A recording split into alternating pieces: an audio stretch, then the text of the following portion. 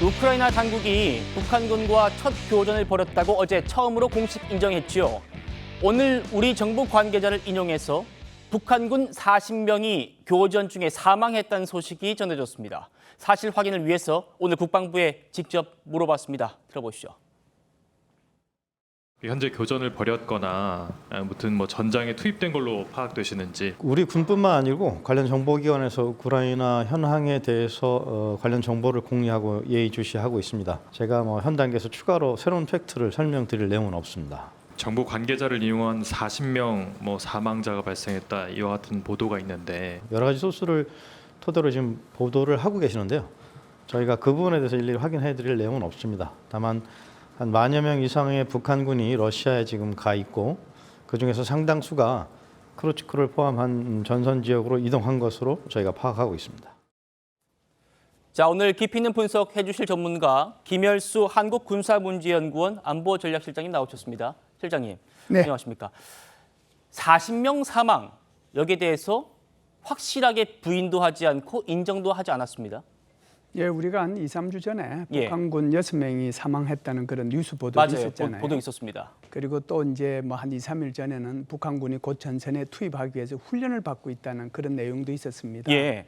보병 훈련도 받고 있고 포병 훈련도 받고 있고 드론의 작동법을 받고 있다는 그런 내용도 있었고요. 또 하나는 이제 북한군이 곧 이제 투입하기 위해서 북한군한테 장비를 지급했는데 거기에는 AK 소총, 자동 소총, 60mm 박격포, 열영상 장비 이런 것들을 다 지급했다는 것까지 있었잖아요.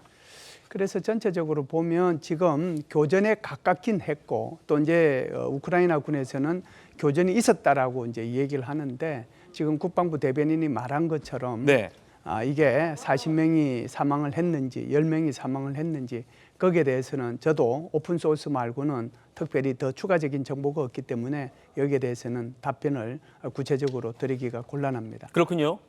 일단 우리 정부는 북한군이 40명이 사망했다는 보도에 대해서는 확인이 어렵다라고 했습니다만 들으신 대로 러시아에 파병된 북한군이 10,000명 이상이고 이미 상당수가 쿠르스크를 포함한 전선으로 이동했다고 했습니다. 여러분, 처음에는 연말까지 10,000명이라고 예상했었는데 이미 지금 11월 초에 그 숫자를 넘어선 겁니다. 미국 국방부의 판단도 동일하거든요. 들어보시죠. We believe that there are now at least 10,000 DPRK forces in the Kursk Oblast. Should these troops engage in combat support operations against Ukraine, they would become legitimate military targets. 실장님, 네. 우크라이나도 한 15,000명 정도가 배치될 거다라고 했고 지금 우리 정부 또 미국 정부의 분석도 비슷합니다. 예, 나라마다 조금씩 다르긴 한 것 같습니다. 지금 말씀하신 것처럼 한국은 연말까지 11,000명 이렇게 얘기하다가 지금 이제 10,000명 정도가 이동 중이다. 벌써 지금 이렇게까지 얘기를 하고 그 있고요. 얘기보다 한 2달 정도 빠른 거 아닙니까? 그렇죠. 예. 그보다 빠른 거죠. 그리고 지금 이제 미국에서 얘기하는 것은 10,000명에서 12,000명이라고 그러는데 우크라이나에서는 15,000명을 얘기하고 있거든요. 그래서 우크라이나 입장에서는 조금 이것을 인원을 조금 부풀리고 싶은 심정이 있을 겁니다. 왜 그러냐면 북한군의 파병이 인원이 조금 많으면 많을수록 외부 세계로부터 도움을 받을 수 있는 그런 상황이 조성이 되기 때문에 그런 차이는 있을 수 있다. 그런데 분명한 것은 적어도 10,000명 이상이 러시아로 파병이 갔고 그중에 상당한 북한군들이 지금 전선지역으로 이동해서 일부는 교전이 있었다. 이렇게 해석을 할 수가 있겠습니다. 예, 이게 군복인데 누구의 군복이냐? 북한군으로 사망한 북한군이 입었을 걸로 추정되는 군복입니다. 그러니까 이 단체는 10명의 북한군이 사망했다라고 주장을 하면서 러시아의 군복 사진을 공개했는데 저게 실제 러시아 정규군이 입는 사진과는 군복과는 조금 다르답니다. 그래서 이 군복들을 북한군이 입어왔기 때문에 북한군이 전선에 투입됐다는 증거다라면서 지금 제시를 하고 있는 거거든요. 예, 무늬만 이제 무늬는 같고 이제 색깔이 다른 것일 수도 있는데요.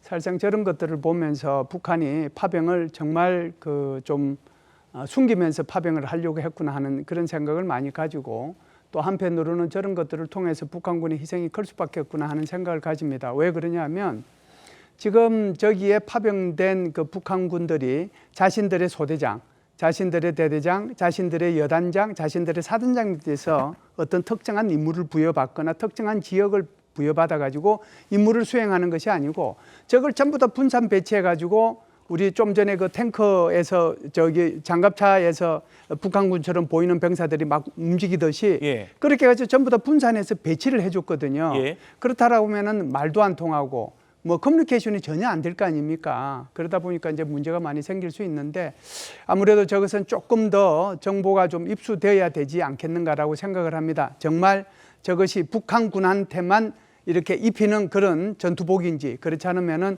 러시아군도 입는 건데 이게 이제 북한군한테 간 건지 여기에 대한 분석은 조금 더 정보가 수집이 되어야 될 것으로 보입니다. 예. 자, 그러니까 이 북한군이 파병이 아니라 용병이다라고 여당에서 주장을 해왔던 이유가 북한군이 자기들 군복을 안 입고 러시아로부터 군복을 받아 입었다라는 거잖아요. 그런데 지금 그 군무에서 북한 국기가 포착된 모습이 또 포착됐답니다. 이건 또 어떻게 해석해야 됩니까? 지금은 이제 희생이 됐으면요. 거기에 아마 북한군이 쓰고 있었던 그 모자 있지 않습니까? 그 뭐 전투모라고 그러는데 네. 그 전투모에 북한의 인공기가 옆에 이제 붙어 있는 거죠. 그러다 보니까 이게 이제 북한군이 확실하게 여기에 투입이 되었고 그래서 희생이 되었다. 그걸 이제 증명하기 위해서 저런 사진을 게재했다라고 봅니다. 알겠습니다.